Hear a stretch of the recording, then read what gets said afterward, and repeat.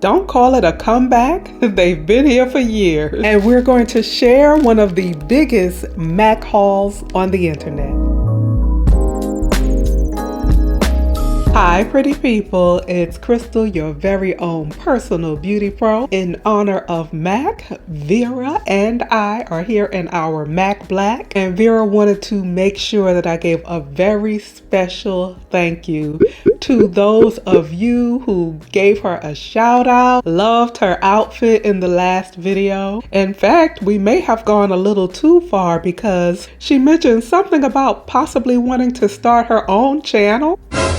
But moving along, if you are new here, I am a professional makeup artist. My primary work is in what's called commercial or advertising. I do editorial. I've done many a fashion week. I love taking that pro experience and using it to entertain, educate, and encourage you through beauty. Today we're going to talk about a brand close to my heart because as I was getting my professional artistry started, I also started working for MAC. MAC is one of the most significant makeup brands in modern times. But not that long ago, the internet girlies were saying that it was a wrap for MAC. Today we're going to discuss whether it's too late for MAC to make a comeback. When I worked for MAC, it was truly in MAC's heyday. Not that they aren't still a very reputable brand to work with, but I came right around the time that Estee Lauder was acquiring MAC. So a lot of the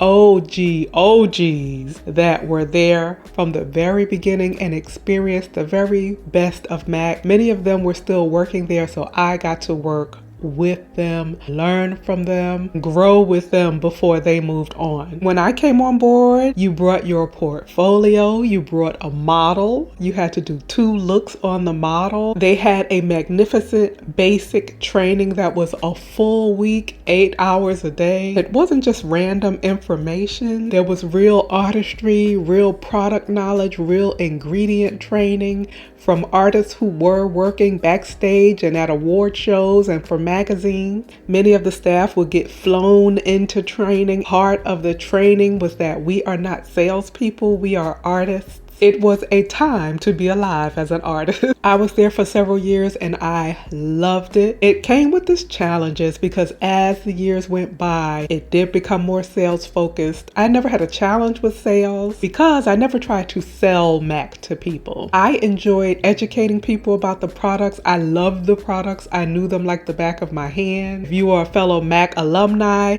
you could probably schematicize or put different colors in order in your sleep. My idea of fun was shaving lipsticks and having them look pristine. But simultaneously, my artistry was growing. I was getting opportunities to work on photo shoots, go to fashion week. Not everyone was always as understanding when you wanted to take time away to pursue those professional opportunities. In fact, one of my last managers told me, she said, anything, you're more of a freelance team girl. You are too talented to be at the counter at this point, which I always appreciated. But I knew some of you would appreciate having just a bit of the inside scoop from MAC. In fact, I still have a very good book.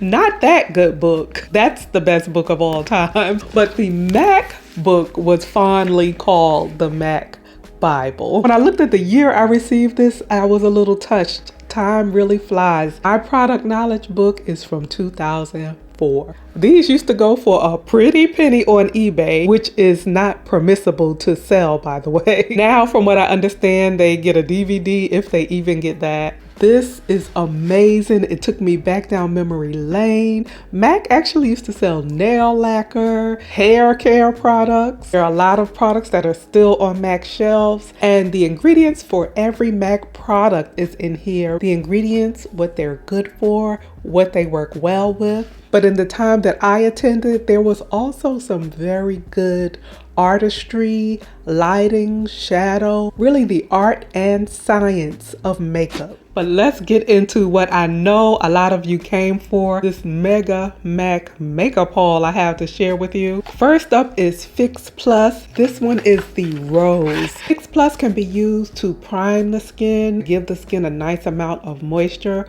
or it can be used on top of makeup to give you that really pretty satiny finish. It lays down the makeup on the skin, takes away the powdery effect. For truly extended wear, you want a spray more designed for that, but this is beautiful. This is MAC's Studio Radiance Serum Powered Foundation. Serum and skincare based foundations have really gained a lot of popularity in recent years. This is one of their more recent foundations. I do like it. I like that dewy radiant finish, and I do think it has a nice amount of coverage. I need to spend more time with it, but I do like it in the moment. Studio Fix Fluid. I have so many good memories of this foundation. This reminds me a little bit of Double Wear. Double Wear historically was a bit more flawless. My most recent Double Wear, dare I say, has not been moving me like it has in the past,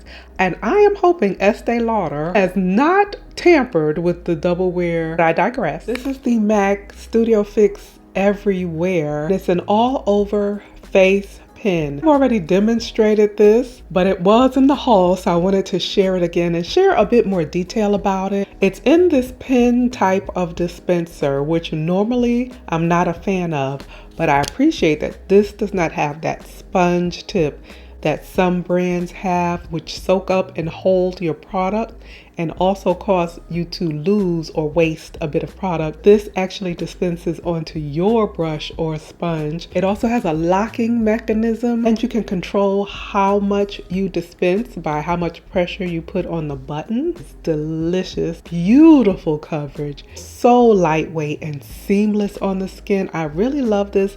I hope they don't discontinue this. The queen of foundation powder, Studio Fix. It comes with a sponge, which should be washed regularly, and you can apply it with a brush as well. It depends on the level of coverage you want. If you want a light, airy coverage, give it a nice buff in with a brush, and in areas where you want it to look a bit more flawless, that's when you would use your sponge. Beautiful, true full coverage powder. It's very important to get the best look with this, to really prep the skin well, to make sure the skin is nice and hydrated, but also that you have massaged your products in thoroughly. That way you don't transfer the moisturizer to your sponge and then the moisturizer into your powder and you get those little dark, hard spots. But you can take a paper towel and you can go over the surface of your powders and freshen them. I have several shades of the Skin Finish Sunstruck Bronzer. I have 2 from the Golden line and 3 from the Rosy line. This is Deep Golden and this is Rich Golden. They are beautiful on the skin, and there is a shade in their bronzer lineup for everyone from fair to very rich complexion. The formula is soft and blendable. I'm wearing a bit of Deep Golden on the front of the cheeks, but for sculpting I am wearing the Deep Rosy. These are also matte in finish, M-A-T-T-E, and I spell that out because one thing I've learned working with brands like MAC is not to assume that everyone knows what you're talking about when you use certain makeup terminology. I recall asking people from time to time when I recommended something matte, I said, "Do you know what that is?" And they'll say, "Actually, no." And matte means it's free of shimmer or shine. Think of paint like you would buy satin paint if you wanted a bit of sheen or gloss, or you would buy flat paint when you don't want any shine. This is the matte Deep Rosy that I use to sculpt. So I use it to contour out the cheeks, give it a bit more chisel effect, and I used it around the forehead with a very airy brush and a light hand. But this will bronze skin tones a couple of shades deeper than mine. And then this is Rich Rosy, which is even deeper. You can see these have that warm reddish undertone, which is actually a beautiful shade when used in bronzer. I was curious, I'm like, MAC, just how rich will you go? Because MAC has always done a great job with an expanded shade range. This one is called Richer Rosy, and it's an even deeper, warm, hot chocolate. These are shades I would use for contouring. I would use them as eyeshadows, and of course I would use them on richer skin tones. Always sharpen your pencils before each and every use. It's gratifying, one, but it also really does make a difference in your application. This is going to look familiar to some of you and foreign to others. This is MAC's single eyeshadow, but in the palette style. MAC does sell many of its eyeshadow shades in palette sizes. And some people don't know it, but MAC has empty palettes. I have one in 2, 4, and 15. This is one of my MAC palettes. Still think I prefer creating my own, unless their existing palette really has all of the colors that you truly want. I have this unfiltered nudes, which actually is the eye look that I'm wearing today, is from this palette. A beautiful, cool toned palette. And I also love the way they curated the Future Flame. I'm hesitant to recommend it because, again, my Embarked, which is a beautiful warm brown, fell out of this palette and shattered into a zillion pieces. Another fan favorite and classic is MAC's Pro Longwear Concealer. Once upon a time, this was not my favorite. I preferred the Studio Finish, which was in the pot, but I have grown to love this, especially because it's self-setting. Another classic is Pro Longwear Paint Pot. This was one of the most popular cream eyeshadows. People really started using them primarily for eyeshadow bases, but they are intended to be a beautiful cream to powder eyeshadow. This shade is Laying Low. Apply smooth, even, and opaque. This is Dazzle Shadow Liquid Glitter Shadow. Gorgeous shade is called Diamond Crumbles. Let's talk about lip pencils. This is MAC Stone. It was very unique at the time of its release. It's a grayish color, so it's almost a cool brownish plummy gray. They have a newer one that is another odd beauty that I really like much more than I thought I would. The shade Root for Me. Now, I was hoping for something more toward the brown family, between chestnut and cork, that didn't go plummy. This one does go a little plummy gray, but it's beautiful. And so there you can see it beside Stone and get a sense of what it looks like. This next shade I don't hear a lot of people talk about, but those who know, and this is Auburn. So this is a pretty burgundy brick shade. This is gorgeous with a lot of your burnt oranges, certain reds, some brown tones. It's a beautiful warm shade without being all out red. Then I have the queen of the browns, Chestnut. Chestnut has a bit of yellow gold in the base that keeps it from going too hard on the lip. Let's go to what's probably the star of this haul, MAC's lip products. And one of their formulas that no one has touched is the dazzleglass formulas. Now, they are at the moment discontinued. I really do feel like they're going to make a comeback along with so many of their other products. But as I saw them phasing out, one of these shades in particular, I was on to them and I grabbed a stack. This first one is Funtabulous. Funtabulous is a gorgeous, iridescent purple with fuchsia flecks. There have been many products that have been similar or come close and that have been pretty, but nothing has replicated Funtabulous. The other one is Get Rich Quick. This is a gorgeous cocoa brown. It has pink and golden fine shimmer. It has the perfect name, Get Rich Quick, because you will look like $1 million in this gloss. I have Explicit Lip Glass. This is a beautiful neutral brown, almost kind of gray. It's a beautiful silvery brown, unique, gorgeous, clear lip glass for life. Really isn't much else to say. My favorite for patent leather lip. And it wouldn't be a MAC haul if I didn't talk about one of their hero products, the famous MAC lipsticks. MAC Ruby Woo. This is one of the prettiest blue base reds ever made. This next one is Lady Danger. It's striking and electric, and there's like fire in the color. It is so beautiful on so many skin tones. And when you see it beside Ruby Woo, you can really see how it pulls orange. This is one I have been missing for so long. Vegas Vault. I think coral is such an underrated lipstick shade.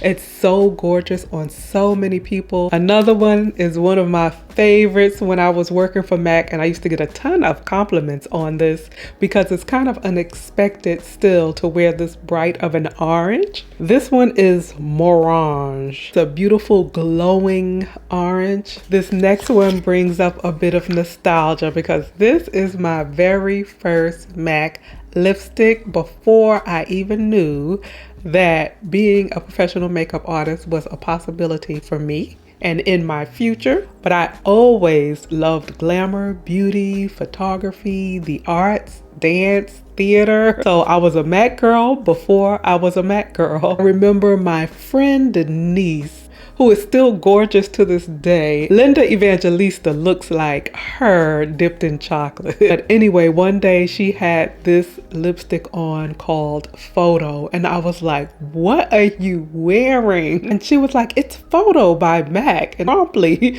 pranced down to get one. And I remember strolling through the mall and someone saying, ooh, those girls are beat. It's a beautiful brown, and it has a bit of yellow golden tone in the base. This is a beautiful natural shade, one that sold quite a bit. This is Honey Love. It's that beautiful fleshy brown pink. Next one is Cream Cup. I always thought this was so pretty. Another one I'm excited to get in rotation. This is a very soft princess pink. Now this one was in her it girl era in the early days when YouTube was first really getting popping. This is Saint Germain. Saint Germain is this vibrant bubblegum pink.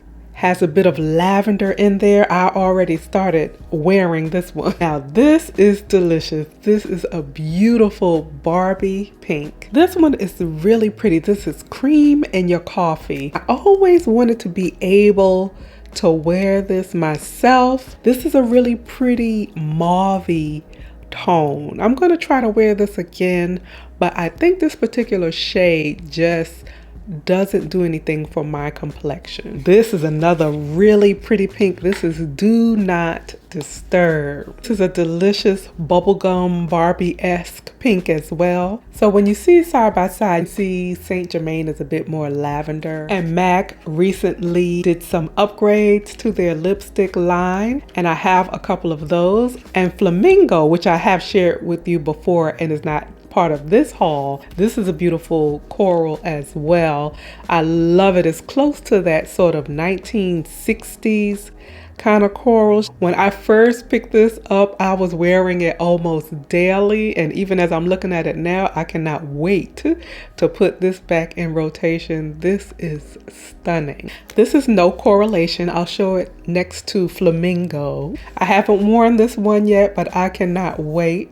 And I believe you may have seen me demonstrate Call It Cozy for the very first time. That's going to just about melt into my hand. This is a beautiful caramel shade. If you have any questions about the products I shared, feel free to drop them in the comments. And if you're a fellow MAC girl, drop your favorite MAC products in the comments. I will see you in the very next video, but until next time, keep it pretty.